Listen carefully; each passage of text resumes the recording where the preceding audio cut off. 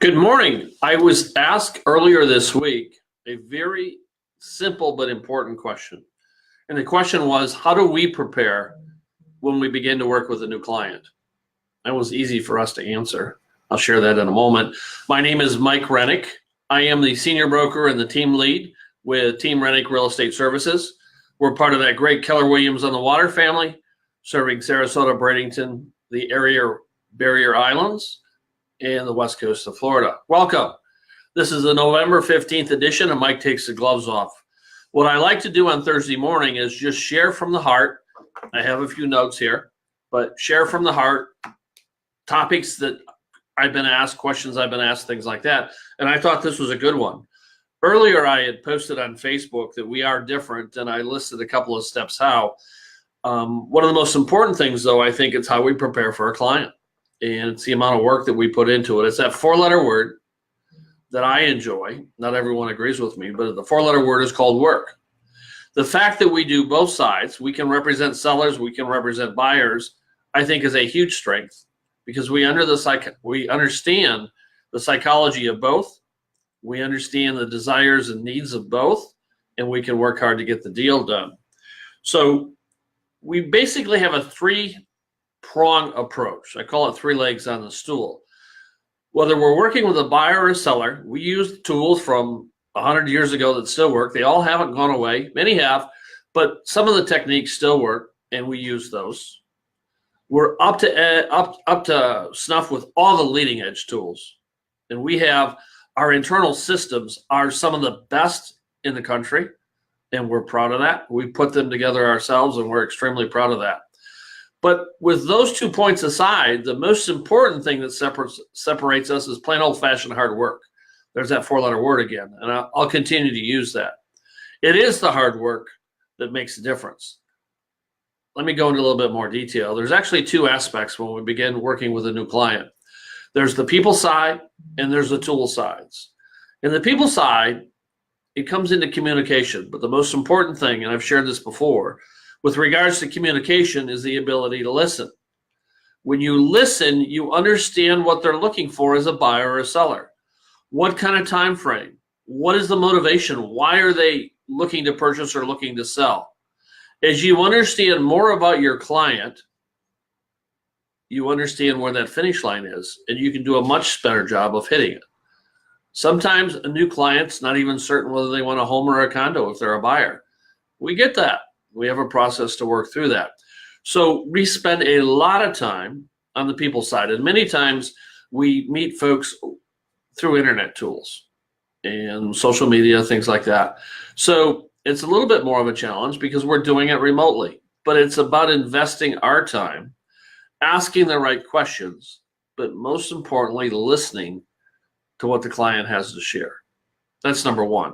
If you don't do that, I don't know how you can hit the finish line. The finish line to me is finding that property that buyer wants and getting it at a great price, or selling that property, a home or condo or a piece of land that the seller wants to sell and getting them a great price. That's the finish line. They define the client. See, that's the difference. I know how to read an org chart. The client's at the top. They define the finish line. And when you understand that, you can do a much better job. So it's the people side first. Their desires, their needs, their time frame. Does it have to be a quick sale or purchase? Do we have more time? It's all the above, and sitting down and we have a process we take our clients through. The better we understand, the better we listen, the better job we can do. It's part of work.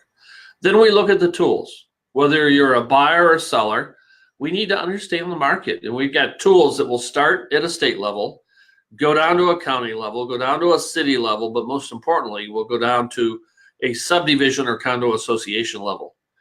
If we don't understand the market, we can't do a good job. For example, let's say we're representing a seller and it's a seller's market in that area. Our approach would be significantly different than if we're representing a seller and it's a buyer's market. But the tool has to tell us what kind of environmental factors we're facing. What's the market like? Same thing if we're representing a buyer, it's a buyer's market. Our approach to negotiations would be significantly different than if we're representing a buyer and it's a seller's market. We can't get to the finish line understanding the client's objective defines the finish line, as I said. We can't get there unless we understand the market. So that's just the beginning.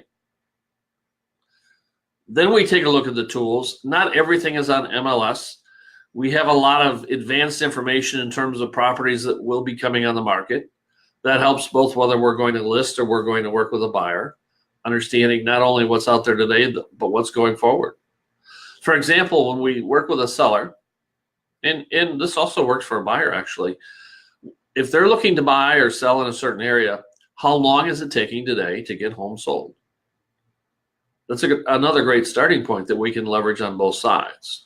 So there's a lot of work, and then it's pouring through the MLS. It's pouring through the off-market listings. It's pouring through things that we know that are coming at us. It might be working with for sale by owners if they're willing to work with a broker. It's all the above. But when you combine people first, tools second, with people you listen, with tools you leverage the latest, and I'll put our set of tools up against anybody. We have access to some of the most advanced information out there today, and we continue to expand and change those tools.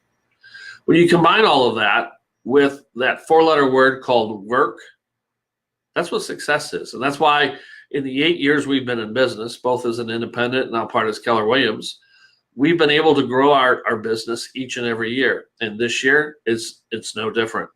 We're on track to close a dollar volume higher than we've ever closed. And we're proud of that. What that says is that the approach of working hard and using the right tools and listening to your client does work. So that's my answer I gave to the client earlier this week. I want to share that with you. What are your thoughts? If I missed anything, what would you prefer that gets thrown into the mix that I forgot to share? What do you think might be a waste of time on our part? I would love to hear what you have to say. That's part of the communication. That's part of listening. Thanks, everyone who is watching live. Those of you that'll see the recording, thank you. Reach out if you need anything. My personal cell is 941-400-8735. Again, 941-400-8735. I give that out to all clients, current and prospective and past. They have that. So feel free to reach out. My email address is mike@teamrenick.com. Let me know how I can help. I hope your Thursday is the best ever. As we prepare to move into the weekend, we've got a great golf outing we're sponsoring with the fire department on Saturday. More about that later. But lots of good stuff coming at us. And thank you for being a part of the extended Team Renick family. Thank you for listening to what we have to say. Now I want to listen to what you have to say. Take care, everyone.